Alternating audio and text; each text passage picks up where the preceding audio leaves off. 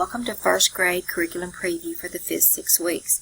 I hope that you have downloaded your overview and you have it in front of you so you can take notes as we go along and maybe give you some good pointers in planning for the 5th 6 weeks. If you want to stop the video at any time, you can click on the arrow and pause it for discussion and then click on the arrow to return to the video.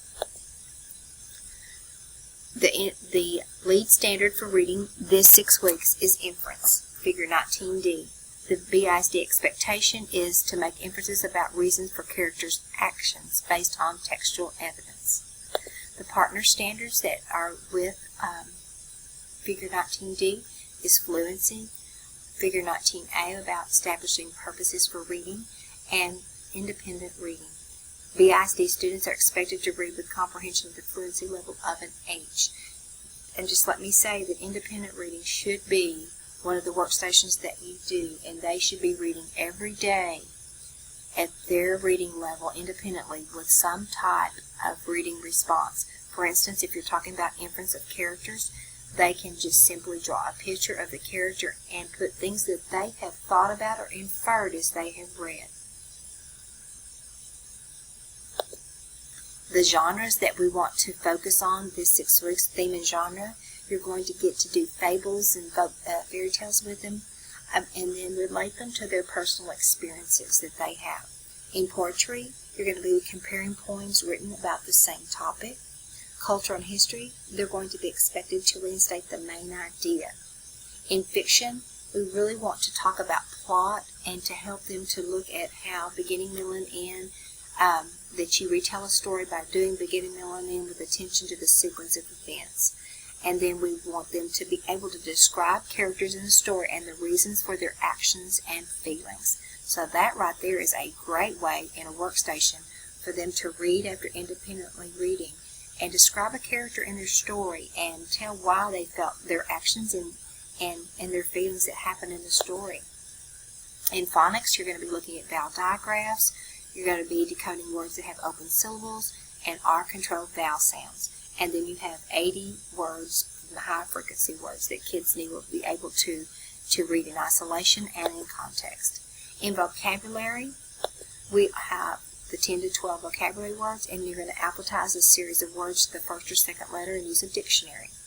And then in spelling, you're going to be doing the vowel consonant sneaky E, and then your high words frequency commonly used word list, and those will be in your English word study. So now that we know what the lead standards and the partnering standards are, let's take a look at what maybe your instruction might look like. In your spelling, you're going to be using your Grade 1 English word study. That's pages 17 through 19. Very explicit instructions in those. With your phonics, I've given you 2 links to the Florida Center for Reading Research on some really good activities of maybe doing those in a different way. With your vocabulary words, I've given you another link to the Florida Center for Reading Research. Just maybe do things in a little bit different way to practice those skills. Now let's take a look at the focus lessons for the 6 weeks. Our guiding question is, how do the conventions of writing make the message clear? You're going to be using the refer to everything says something poster, because what you want to show them is that authors use conventions to make their message clearer. In the overview, it explicitly talks to about how you would use these focus lessons and using these books that you have here or ones that you're using to really convey to kids how punctuation does make the message clear. But your overview gives you some different ways to use that particular focus lesson.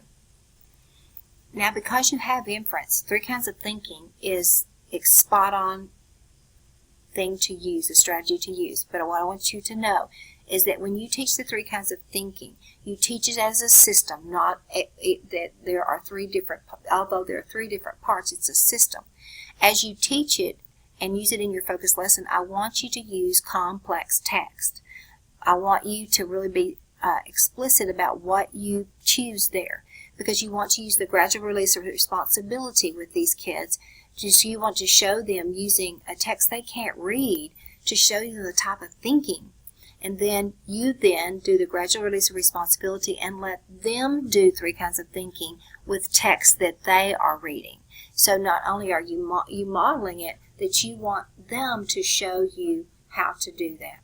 Your prompting guide, your Fountas and Bunnell prompting guide with 2 is a great resource for showing them and helping them develop questions that they need to do at each stage.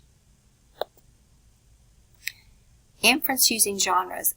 You need to look at the overview. It has some good points about what to make, but I want to talk to you that I have written the clarifiers for fairy tales and fables and the informational text, and those clarifiers have some explicit instruction on and giving you some resources that will help you.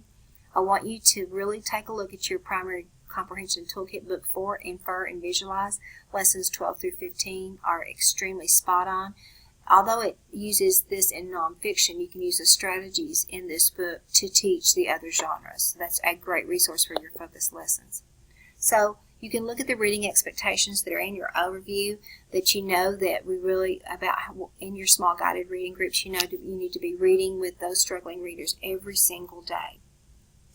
Kids need to be reading 300 minutes of independent reading and self-selected text, and then they need to be reading 300 minutes with you in guided instruction. We need them to attend to punctuation and read with fluency and comprehension at a level H. We need to make inferences about text and use textual evidence to support. And then you really need to have at least 1 to 3 weekly written reading responses. That's what you need to do in your workstations, reading and writing. Now let's take a look at writing. Your lead standard is them writing literary text. Students are expected to write brief stories that include a beginning, middle, and end. We want them to be at a stage 5 or higher, and then we want them to use simple text features to organize and extend their ideas. The writing process, we want them to organize. We want them to notice effective techniques in mentor text and use them as models for retelling their stories. We expect them to use prepositional phrase to extend an idea, and then we expect them to routinely proofread for capitalization and punctuation to mark sentence boundaries in simple sentences. The genres, you're going to be writing expository and procedural text through their different contents in math, science and social studies, and using that particular technique to write across the content. Like I said before, you're going to be using prepositional phrases. That's your convention. And then in your punctuation, you are really recognizing and using punctuation marks at the end of declarative, exclamatory, and interrogative sentences. Your focus lessons should look just like this. You should reinforce treasure in my hand, using what you observe as students write independently to identify the skills that you need to teach and reteach. Your focus lessons should be about what you see as you walk around watching their independent writing. Look at your overview for specifics on page 6. Also, you're going to teach sentence boundaries. And in your overview, it relates to Candyland. Take a look at that. And it talks about how you can teach kids about boundaries and that a sentence has boundaries. So that's a big focus lesson. You're going to reinforce stop procedure. We really need kids proofreading at first grade. We need them going back looking for just basic capitalization and punctuation. You can look at by the end of first grade. This is in your overview. I'm not going to read all these to you, but these are the skills that need to be secured in this that need to really be secured. But this 6 weeks we're really focusing on capitalization and punctuation for simple sentences, and spell K1 sight words and concepts in a snap.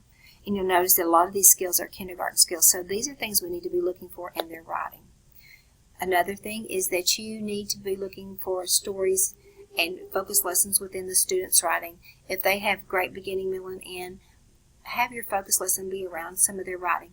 If you see one of their stories that maybe be missing part of that, model how you would make that paper better in front of the kids as a focus lesson.